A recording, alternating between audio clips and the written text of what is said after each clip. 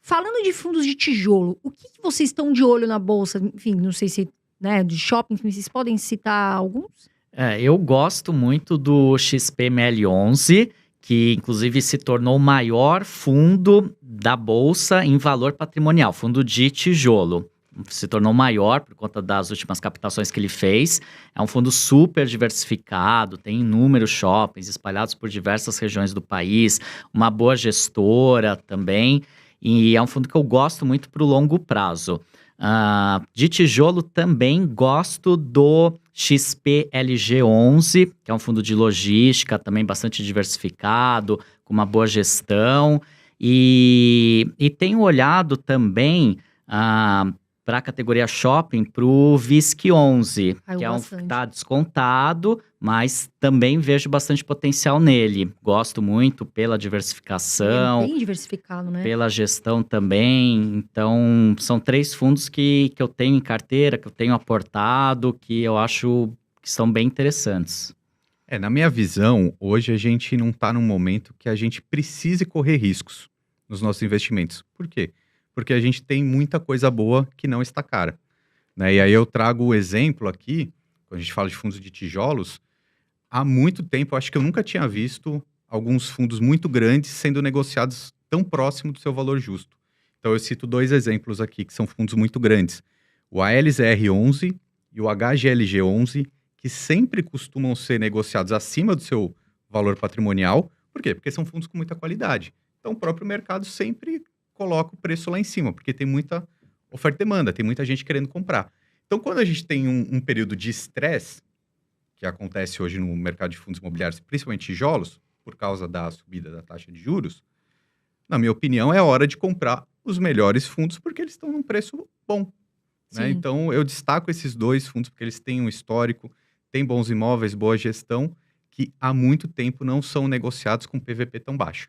Eu vou trazer mais um. Também, né? Eu ia trazer, inclusive, para nossa roda aqui, nossa mesa quadrada aqui, o KNR11, que é um fundo que também apanhou muito recentemente. Queria saber a opinião de vocês, né? O que está acontecendo, sabendo que o KNR11 é um fundo híbrido, que investe em galpões e lajes.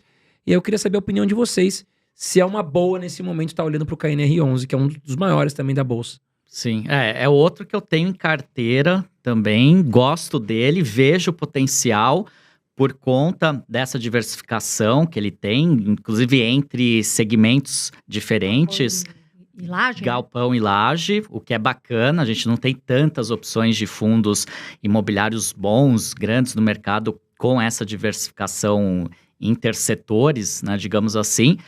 E ele está também bastante descontado, é de uma ótima gestora, a Kinea, que não tenho o que falar, uma das mais reconhecidas. Então, é um outro fundo que eu vejo bastante potencial, além de todos aqueles que eu mencionei, que o Ricardo mencionou, também gosto bastante dele. E aí eu acho que vale a gente conversar, trazer aqui para a roda, falando sobre o KNRI, por exemplo, que é um assunto interessante que a gente não costuma falar muito. Mas ele é um fundo bem antigo. Então, eu acho que tem que trazer para a pauta também essa ideia de reciclagem do portfólio. Porque, veja, a gente sempre fala que o investimento fundo imobiliário é para longo prazo. Mas, se não for feita uma reciclagem dos imóveis, ou seja, ou vender um certo prédio, comprar outro, você vai ficando com o portfólio muito antigo. E aí isso pode ter influência no aluguel, né? Porque se um imóvel tão antigo, não vai ter um aluguel tão alto. Então, eu acho que é legal, eu gosto muito da gestão da Kinea, sem sombra de dúvidas, é ver o que eles vão fazer nesse cenário. Porque precisa de uma reciclagem de portfólio. Como que vai fazer isso? Vai vender alguma coisa? Vai fazer uma emissão nova? Né? A gente vê o HGRE, por exemplo, que é um outro fundo muito antigo, apanhando muito, porque ele tem alguns imóveis que ele não conseguiu reciclar, não conseguiu vender. A vacância está alta. A vacância está alta, ninguém está alugando. Então, os fundos em si também tem que pensar nisso. Né? É óbvio que quando o KNRI comprou seus imóveis, o HGRE, o cenário era outro, né? Principalmente para lajes corporativas. Eu acho que realmente a questão da pandemia, o home office, enfim, caras, machucou, né, esse setor. Não só de lajes, mas shoppings também vem apanhando bastante, né? São segmentos que estão muito ligados à economia, né, Ale e Ricardo? Então, eu acredito que eles vão continuar apanhando ainda. Não sei se tem muito para onde apanhar, porque eles já caíram muito. Mas enquanto essa taxa de juros permanecer em alta, esses setores vão apanhar. Diferente de logística, que a gente sabe que, poxa, o Mercado Livre alugou um galpão do HGLG, é difícil ele sair dali para um outro galpão. Né? Então o contrato ele é mais protetivo. Esses setores costumam sofrer menos. Falando, é uma dúvida que eu tenho e que eu acredito que muitas pessoas têm. Por exemplo, o HGRU, né, esses fundos de varejo. Agora a gente tem uma taxa Selic maior. O varejo vai sentir, já apanhou e vai sentir mais. Vocês não ficam preocupados com essa questão do varejo nesses fundos?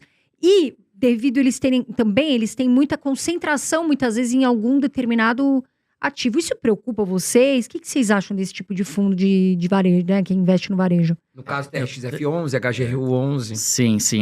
Realmente, alguns deles têm uma concentração muito grande num único varejista, né? Ou em poucos varejistas. Então, HGRU11, Pernambucanas tem uma exposição grande. Isso, sim, traz um pouco de preocupação, mas, por outro lado, a gente tem que pensar que esses imóveis são muito estrategicamente localizados. Então, são imóveis que têm um valor intrínseco muito alto. Então, ainda que, de repente, a gente tenha um caso de falência de um desses grandes varejistas, claro, vai trazer um prejuízo imediato para o fundo grande, porque até que saia a loja, entre um novo locatário, vai ficar um tempo ali com um recebimento de dividendos menor. Mas eu não vejo, mais uma vez, na perspectiva de longo prazo, um risco grande, porque como os imóveis são muito bons, muito bem localizados, vão ser alugados rapidamente, e então o fundo não vai ter um problema estrutural, digamos, um problema de longo prazo. Concordo 100%. Aliás, é legal esse ponto que você trouxe, porque a gente fala pouco, mas, na minha opinião, o setor de renda urbana é um dos melhores que a gente tem para investir. Assim, dentro da categoria de fundos imobiliários de tijolos, eu acho mais bem posicionado. Porque quando a gente fala de imóveis, tem muita questão da localização. Localização é rei. Tem gente que fala, o que importa em fundo imobiliário? Localização, localização e localização. E os fundos de renda urbana são reis nisso.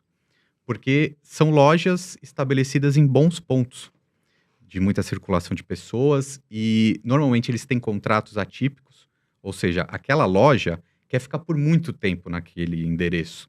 Ela não quer mudar.